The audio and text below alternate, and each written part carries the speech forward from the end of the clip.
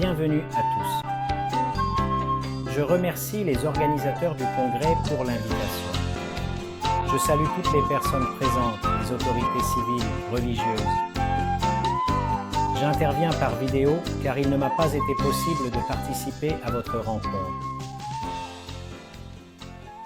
Ce congrès, le vôtre, a lieu exactement 10 ans après le 4e congrès international sur la servante de Dieu, Luisa Picarretta. Il a été célébré à l'occasion du 150e anniversaire de sa naissance. Le titre était « Église dans la divine volonté ». Il s'est déroulé à Corato, en Italie, du 23 au 26 avril 2015. Environ 650 personnes ont participé à ce congrès, venant d'Italie et de divers pays d'Europe, du Canada, des États-Unis, du Mexique, du Salvador, du Nicaragua, du Costa Rica, de la Colombie, du Venezuela, du Pérou, du Nigeria, des Philippines, de la Corée du Sud et d'Australie. Étaient présents des évêques, des prêtres, des consacrés, des laïcs, des représentants de groupes et d'associations. Beaucoup ont déclaré à cette occasion avoir ressenti la joie de se sentir partie prenante d'une grande famille dispersée dans le monde entier. On a fait l'expérience d'un véritable climat de fraternité où il semblait que l'on pouvait parler une seule et même langue, une famille qui a grandi spontanément autour de la figure et des écrits de Luisa, la petite fille de la divine volonté. Je suis certain que vous aussi, ces jours-ci, en vous rencontrant, vous ferez l'expérience de vous sentir comme une famille, comme des frères et sœurs qui ont reçu le même héritage, celui de connaître et de mettre en pratique le don de vivre dans la divine volonté de Jésus. Cette possibilité que le Seigneur Jésus nous donne comme expression de l'amour de Dieu pour chaque homme et chaque femme a un témoin privilégié, une personne en qui toutes les connaissances ont été déposées pour qu'elles soient ensuite transmises au fil du temps à toutes les générations. Il s'agit de la servante de Dieu Luisa Picarretta qui a répondu à l'appel de faire de sa vie une vie dans la divine volonté, de parcourir un chemin extraordinaire sur lequel Jésus l'a conduite en tant que son unique maître. En cela, son expérience personnelle est véritablement unique, enrichie de dons extraordinaires qu'elle a reçus sans mérite, mais par pure grâce. Toutefois, il a plu au Seigneur que le témoignage de Luisa nous parvienne également, afin qu'il puisse se répéter dans la mesure propre et unique à chacun de nous personnellement.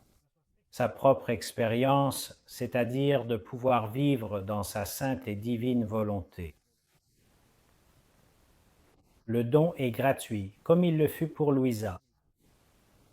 Il n'y a aucun mérite particulier et aucune caractéristique spécifique qui puisse nous rendre plus aptes que d'autres à recevoir ce don. Aujourd'hui, j'aimerais cependant que nous portions notre attention sur un fait qui a une valeur extraordinaire et qui, s'il n'est pas bien compris, peut entraîner de nombreux malentendus et erreurs, jusqu'à nous empêcher même d'accueillir véritablement le don de vivre dans la divine volonté.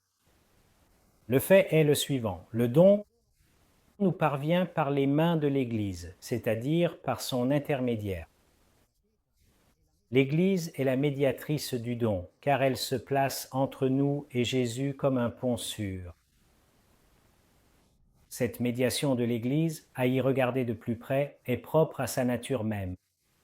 Le Concile Vatican II, dans la Constitution dogmatique Lumen Gentium, nous offre une définition de l'Église précisément en ce sens, lorsqu'il affirme que l'Église est, dans le Christ, en quelque sorte le sacrement, c'est-à-dire le signe et l'instrument de l'union intime avec Dieu. Il n'est pas dans mon intention maintenant d'expliquer ce qu'est l'Église. Il nous suffit des diverses images qui nous sont offertes pour la désigner et que nous retrouvons dans le symbole de la foi. Nous voyons que cette vérité est évidente dans la vie de Louisa et surtout dans la finalité même du livre du ciel, tel que le Seigneur a voulu que soit appelé ce que nous désignons aussi sous le nom de journal de la servante de Dieu Louisa Picaretta. Louisa nous raconte que depuis qu'elle était toute petite, elle a reçu des manifestations extraordinaires de la part de Dieu par lesquelles sa vie a été progressivement façonnée pour recevoir ce don dont nous avons parlé. Ces manifestations étaient si naturelles pour elle qu'elle était convaincue qu'elles étaient communes à tous et non quelque chose de spécial. Pour cette raison, elle n'a jamais révélé à personne ce qu'elle voyait, entendait et ce qui lui arrivait. Même si elle vivait une vie ecclésiale intense et avait des relations fréquentes avec le prêtre confesseur, elle n'a jamais rien confié d'extraordinaire, notamment parce qu'elle ne voulait pas que l'on pense qu'elle était extraordinaire.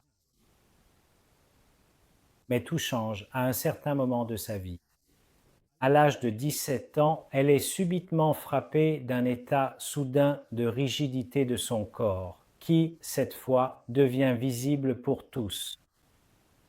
Nous savons que ce sera le début de ce que Louisa appellera son état habituel, qui l'accompagnera ensuite jusqu'au dernier jour de sa vie. Nous savons que Louisa comprendra bientôt qu'il n'y avait pas d'autre moyen de se libérer de cette rigidité que la bénédiction d'un prêtre. Ce fait constitue un changement profondément fondamental dans la vie de Louisa, à tel point qu'à partir de ce moment, dans son existence commence ce qu'elle appellera la vie nouvelle. La nouveauté est principalement constituée par la présence, dans sa vie quotidienne, du prêtre, de la figure du confesseur. Je ne vais pas raconter tous les événements qui sont liés à cette figure dans la vie de Louisa. Il nous suffira, dans cette partie, pour le moment, de relire ce que Louisa elle-même écrit dans le premier volume du journal concernant le rôle du confesseur dans sa vie. Il est fait référence à la nécessité réelle de changer de confesseur, car l'Augustin, le père Cosma Loyodis, qui pour la première fois l'a aidé à sortir de son état de rigidité profonde, ne peut plus se rendre auprès d'elle. On fera appel au prêtre diocésain Don Michele de Benedictis, celui que l'on peut considérer comme le premier confesseur de Louisa et qui l'avait déjà connu enfant. Voilà, Louisa raconte ainsi ce passage d'un confesseur du père Cosma à Don Michel. Je cite maintenant une page du journal.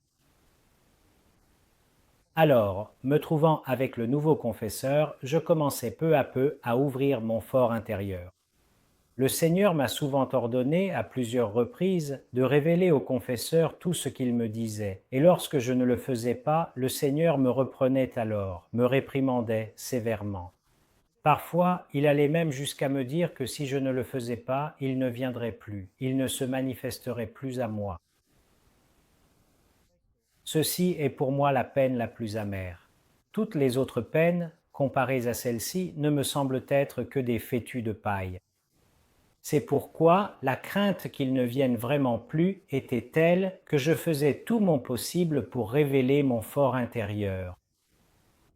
Il est vrai que parfois cela me coûtait beaucoup, mais la crainte de perdre mon cher Jésus me faisait tout surmonter. De la part du confesseur, j'étais aussi poussé à lui dire d'où procédait un tel état, ce qui m'arrivait quand j'étais dans cet assoupissement, quelle en était la cause. Tantôt il m'ordonnait de le manifester, tantôt il m'y contraignait par les préceptes d'obéissance, et tantôt il me mettait face à la crainte que je puisse vivre dans l'illusion et la tromperie, en ne vivant que pour moi-même, alors que si je me révélais au prêtre, je pourrais être plus en sécurité et tranquille, et que le Seigneur ne permettait jamais que le prêtre se trompe quand l'âme est obéissante. Ainsi, Jésus me poussait d'un côté. De l'autre, il me semblait parfois qu'ils s'entendaient tous les deux, le confesseur et Jésus-Christ. C'est ainsi que je réussis à manifester mon âme. Voilà, c'était la citation du tout premier volume du journal intime. Ainsi, entre Jésus et Louisa, il y a maintenant un troisième, le confesseur. Jésus ne commandera jamais rien à Louisa que le confesseur, c'est-à-dire le prêtre, n'ait à l'imposer comme acte d'obéissance. Pourquoi cela? Je cite à nouveau Louisa. Le Seigneur ne permet jamais que le prêtre se trompe lorsque l'âme demeure obéissante. Louisa a manifesté d'emblée et a répété à plusieurs reprises que cette médiation était pour elle la peine la plus amère de toutes ses peines. Elle écrit encore dans le premier volume du journal, je lis. Seigneur, comment as-tu pu faire cela? Comment? Entre moi et vous, maintenant, tu as voulu mettre un tiers, et ce tiers qui ne veut pas s'y prêter. Tu vois, nous aurions pu être si heureux tous les deux. Quand tu voulais que je souffre, j'acceptais aussitôt parce que je savais que vous-même deviez me libérer. Maintenant, il faut une autre main. Je vous en prie, libérez-moi et nous serons plus heureux tous les deux. Mais Jésus n'exaucera jamais Louisa dans cette requête. Pour la libérer, l'intervention du prêtre sera toujours nécessaire. Mais nous devons aussi considérer que le livre du ciel lui-même existe par la volonté du deuxième confesseur, Don Gennaro de Gennaro, qui, peu après avoir pris en charge Louisa, est mu par une inspiration intérieure à lui donner l'obéissance d'écrire, jour après jour, ce qui lui arrive. Avec cette demande, à laquelle Louisa sera fidèle au prix d'un immense sacrifice, s'accomplit une étape fondamentale dans la vie de Louisa, qui deviendra la secrétaire des connaissances de la divine volonté. Que nous disent ces brèves allusions à la vie de Louisa? Que nous manifestent-elles? Certainement, la conscience que Louisa et ses écrits appartiennent à l'Église. Le livre du ciel est avant tout un don pour l'Église, donné, c'est-à-dire pour contribuer à l'accomplissement de sa mission d'annoncer et d'instaurer chez tous les peuples le règne du Christ et de Dieu. Je cite ici un passage de la Constitution dogmatique Lumen Gentium. Louisa, pourrait-on dire, a réalisé et accompli dans sa vie et par ses actions un service important à l'Église. Il suffit de penser à l'œuvre invisible mais efficace de l'intercession, au témoignage de la sainteté, à la transmission fidèle de cette doctrine que le Seigneur a tissée dans son cœur durant de longues années d'alitement. Ce service à l'Église est, d'une certaine manière, donné en héritage à tous ceux qui ont trouvé dans les écrits de Louisa une nourriture spirituelle et une inspiration pour leur vie. Chacun pourra personnellement répondre à cet appel à être missionnaire du royaume de Dieu. Toutefois, il existe, à mon avis, un service que nous pouvons accomplir ensemble en tant que famille dans la divine volonté. Votre rassemblement au cours de plusieurs journées pour ce congrès, mais surtout l'effort de beaucoup à s'organiser, notamment en groupe, en association, est une exigence qui jaillit de notre être Église dans la divine volonté. De cela, je crois, il faut prendre davantage conscience.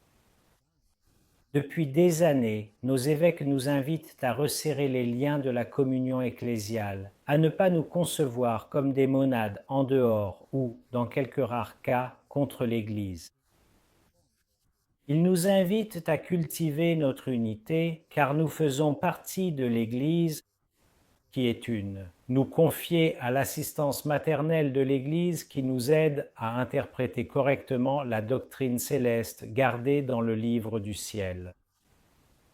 Mais surtout, notre mission essentielle, en tant que famille dans la divine volonté, est de toucher chaque homme et chaque femme avec un message d'espérance et de lumière. Dans un monde qui semble n'avoir d'autre héritage que la guerre et la violence, annoncer que Jésus nous fait don de sa propre volonté comme gage d'un bonheur que ni l'argent ni les choses de cette terre ne pourront jamais réaliser. Notre engagement à cheminer dans la fraternité et dans la joie est aussi notre mission même. De cette manière, nous pouvons apporter notre contribution à la mission de l'Église. Mais pour mieux comprendre cela de manière plus claire, je voudrais avec vous regarder également la vie de la servante de Dieu, Luisa Picaretta, et comprendre comment certains aspects peuvent être présents aussi dans notre vie aujourd'hui.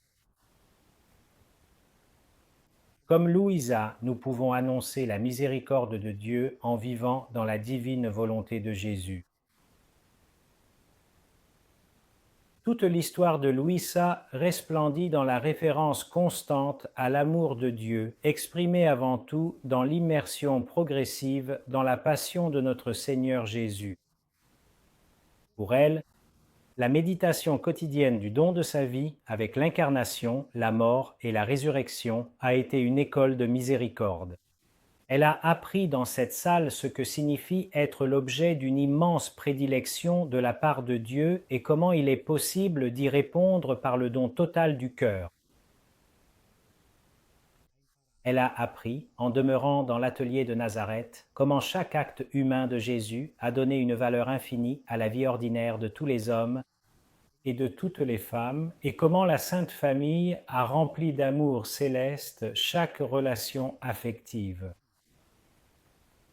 Surtout, elle a reçu la tâche de se faire l'annonciatrice de l'excès d'amour par lequel Dieu, en ces temps si tristes, a voulu donner aux hommes la possibilité de vivre dans l'union la plus étroite avec lui, par le don de la communion de la volonté, de vivre sa propre vie dans la volonté divine de Jésus.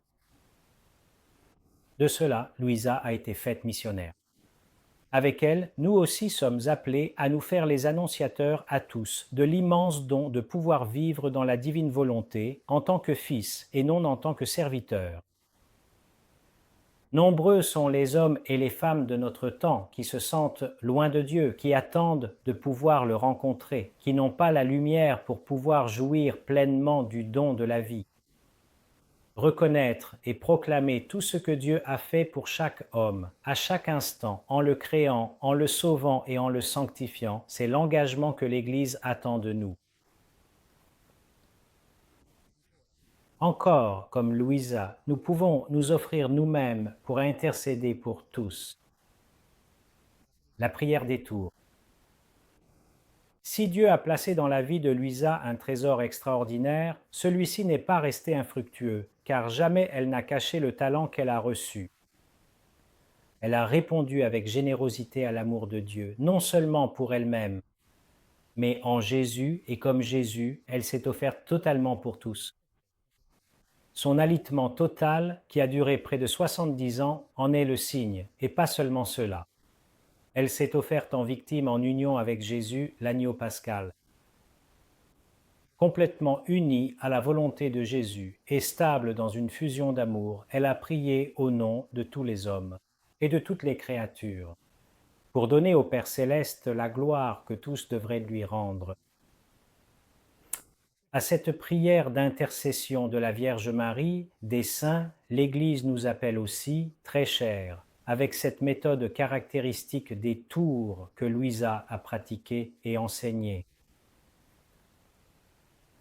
De plus, comme Luisa, nous pouvons cultiver la fraternité et préserver l'ecclésialité.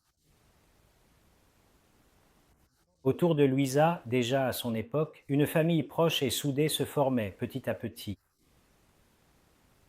Ce congrès en est également la preuve. Ceux qui fréquentaient sa maison ont toujours parlé d'une femme qui semait la paix, la confiance, le pardon, l'amour, la compréhension.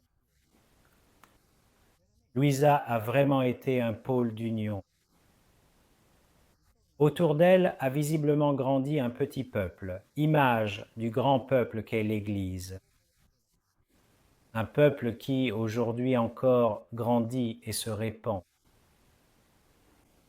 Bien sûr, les tentations de se refermer sur ses propres groupes, de vivre un certain individualisme spirituel sont toujours à l'affût. Nous ne pouvons pas être en paix si l'unité et la communion manquent entre nous. Nous ne pouvons être tranquilles si nous ne sommes pas en communion avec nos évêques. Nous ne pouvons pas nous dire fils de la divine volonté si nous n'avons pas la certitude, au moins intentionnelle, d'être frères dans la divine volonté. À ce sujet, je voudrais relire l'engagement que les participants au 4e Congrès international de 2015 ont pris à la fin de ces journées extraordinaires. Je suis certain qu'il s'agit d'engagements que nous pouvons renouveler aujourd'hui encore. À la fin de la célébration eucharistique de clôture, ce texte a été lu, scellé par de grands applaudissements en témoignage de l'approbation de tous. Voilà, avec vous, je désire relire ce texte. À la fin de ce congrès, la référence est au Congrès international sur la servante de Dieu Luisa Picaretta pour le 150e anniversaire de sa naissance, intitulé « Église dans la divine volonté ». Avec l'aide de la grâce de la Sainte Communion que nous avons reçue dans cette célébration solennelle, nous nous engageons à être plus fidèles au charisme de vivre dans la divine volonté, à l'exemple de la servante de Dieu, Luisa Picaretta, dans l'Église, pour l'Église et avec toute l'Église. Nous nous engageons à intensifier la communion des groupes avec leurs évêques, avec l'Église locale et avec les paroisses où nous sommes appelés à œuvrer. Nous nous engageons sincèrement à participer avec un élan missionnaire renouvelé et profond à l'œuvre essentielle d'évangélisation de l'Église en cultivant patiemment des liens d'amitié, de collaboration et de fraternité avec les autres composantes ecclésiales de nos diocèses. Nous nous engageons à adhérer volontiers aux initiatives que l'Église universelle et les églises locales mettent en œuvre pour atteindre les périphéries existentielles, en témoignant par les œuvres de la miséricorde divine que nous expérimentons dans notre vie. Et encore, nous nous engageons à renforcer les liens d'unité entre les différents groupes pour rendre toujours visible la famille de la divine volonté répandue dans le monde entier dans l'extraordinaire variété de ses expériences en veillant à témoigner par notre vie, dans nos familles, dans les groupes et communautés paroissiales, du don précieux de la vie dans la divine volonté. Nous nous engageons à persévérer dans la formation spirituelle par l'approfondissement de la vie et de la doctrine de la servante de Dieu Luisa Picaretta à la lumière de la Sainte Écriture, de la tradition et du magistère de l'Église, sous la conduite et dans l'obéissance à nos évêques et à nos prêtres par une participation fervente et responsable au sacrement. Et enfin, nous nous engageons à invoquer sans cesse par la prière et les actes dans la divine volonté l'avènement définitif du règne de Dieu sur la terre, comme Jésus nous a enseigné à le demander dans le Notre Père. Fin de la citation de l'engagement pris lors du congrès. Très chers frères et sœurs, je conclus mon intervention en vous confiant une fois de plus 2 textes d'une grande importance, précisément en ce qui concerne notre communion avec l'Église. Le premier est le communiqué numéro 4 de Monseigneur Leonardo d'Ascenzo, archevêque de Trani, Barletta, Bisegli et titulaire de Nazareth, du 4 mars 2020. Dans ce texte, on peut trouver tout ce que l'Église, en la personne de l'évêque, demande à chacun de nous aujourd'hui. C'est pourquoi j'invite tout le monde à le lire avec beaucoup d'attention. Le deuxième texte que je vous confie, à vous tous, est la lettre du 10 août 2024 de Monseigneur Paolo Rizzi, postulateur de la cause de béatification de la servante de Dieu Luisa Picaretta. Ce texte est également important parce qu'il décrit exactement le chemin qui a été parcouru et ce qu'il nous reste à faire. Faisons nôtre le profond désir du pape Benoît XVI qui, lors de la célébration eucharistique solennelle pour le début du ministère pétrinien de l'évêque de Rome le 18 mai dernier, nous communiquait son désir que l'Église devienne le levain d'un monde réconcilié.